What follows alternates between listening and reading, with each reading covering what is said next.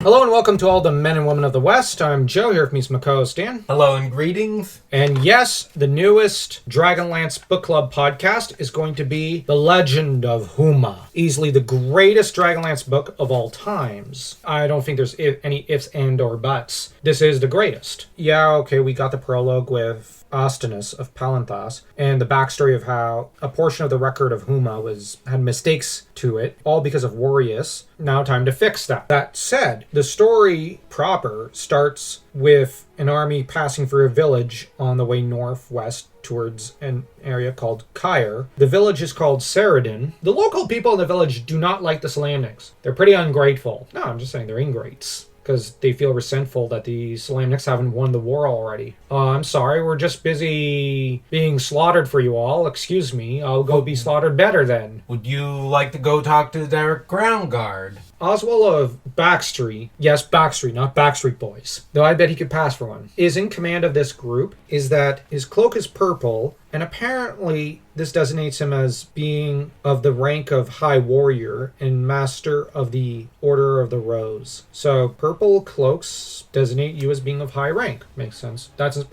is definitely inspired by Rome. By Roman history, as the purple toga was reserved pretty much for those of imperial rank. And his emblem is that of the kingfisher, which is typically in history a symbol of regality, or royalty, as others might know it. One character of note, Bennett is nephew to Oswald and son of Trake, the Grand Master himself. Bennett being someone that Oswald hopes will learn a bit of patience and humility, because apparently he lacks those virtues. After Benny, yes, I'm going to make a mummy reference, we are introduced to Renard. Renard is obviously named after Renal, and this is the only thing I kind of don't like in this book. Once again, we have to bash foxes as an animal, presenting them as creatures of evil.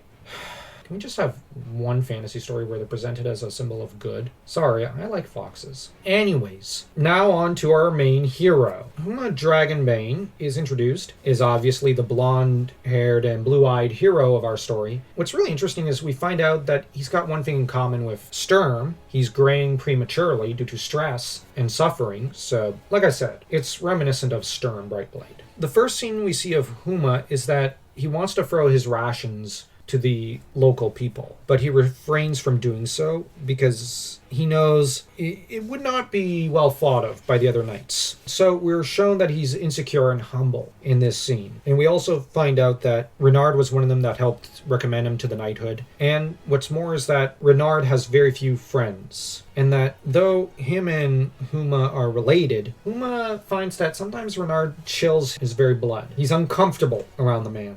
That's something that there's good reason for that. And Renard does make a lot of characters uncomfortable because he's generally a discomfiting guy. As for Huma, he's given command of a small group and told to go attempt an ambush against some enemies, discovering some goblins who seemingly were preparing to ambush, and Huma ends up attacking, and his horse gets dragged off a cliff. Whoopsie doopsie. At the start of chapter 2, he discovers his horse has passed away. Okay. Climb all the way back up because he done screwed up. There's reference on page 18 of the paperback edition to the early days of the war and how Takhisis tried to end the war this time around as quickly as possible with lightning strikes rather than prolonging it. The previous two wars lasted very long periods of times, so that this third Dragon War is one that she wanted to end really quickly. And you can hardly blame her. Okay, the last 2-3 times I've tried the prolonged tactic. That didn't work. I'm going to try taking out the enemy fast and hard before they can even organize. She didn't strike fast enough. It didn't work out this time around. So next time she would prepare better. Takhisis is one of the most terrifying kinds of villains. She learns. The only problem with her is that she has chronic backstabbing disorder. What results after making his way back up the cliff is a battle between the goblins and Huma. One that ends in him slaying a goblin, and then the others becoming suspicious. One goblin by the name of Snee returning in time to find Huma trying to free Kaz. That guy's taken care of, and Kaz is liberated and reveals that people have been enslaved by the ogres, and he speaks at some length about honor and agrees to swear a life debt of sorts to Huma. So Huma frees them and admits that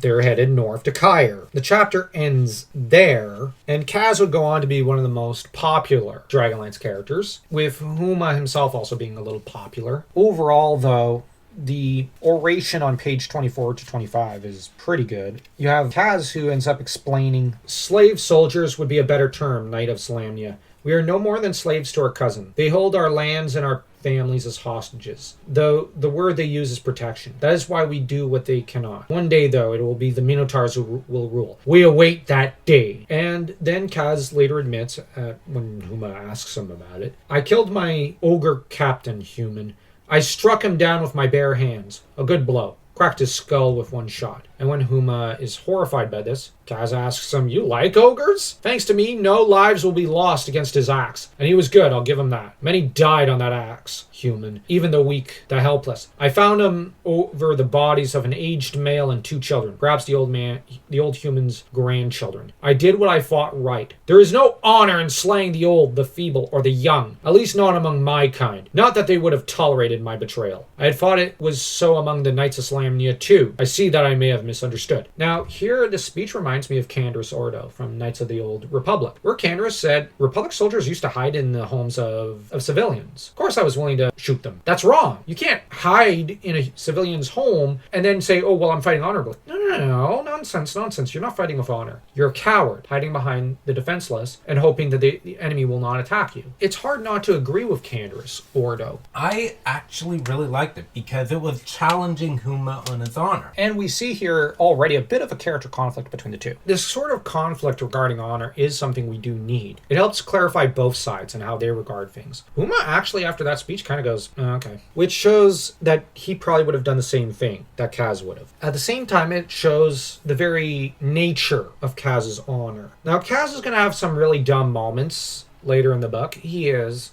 Mostly regarding Magius, because mages. Although, on the other hand, Magius does not help his case by being a little skeevy at times, and generally being a little cowardly. And I am really big Magius fan, but let's be honest, he has his moments of being rather naughty. On the other end, you have Kaz, who here he's showing he did not approve of attacking defenseless towns and villages and whatnot. To his mind, that's not what war is about. War is about one warrior fighting another, and whoever wins gets honor and glory. And that the real honor is to be found in the defeating of warriors who are your equal. Now, in this regard, this is a pretty classical warrior ethos that the Minotaurs have. I really like it in this story. Huma's not entirely been fleshed out quite yet, so what Richard Knack is doing is he's slowly building up his character. While he rushed in to build up Kaz, but he's slowly building up Huma. He's using rapid-fire writing techniques to build up Kaz, slow burn ones for Huma. And this is a very important strategy for writing here. This will allow us to get to know Huma in a different way. That said, I really like it. And I must confess that I actually like Huma as a character more than Kaz, although I really like Kaz. It starts off on a stronger footing. It's easy to like the Chronicles. Yeah, this starts off on much surer footing than those. I really like the War of Light and Darkness in this era. But this is pretty much the only book we get on this war, which is a shame. Actually, I'll be honest. I think that this would have made a great RTS game or something. Tell us what you all think of this video and of these chapters, and we'll be covering another 2 chapters or so next time. So if you enjoyed this video, don't forget to smash that like and that subscribe button as though you were the gods chucking a meteor at Istar.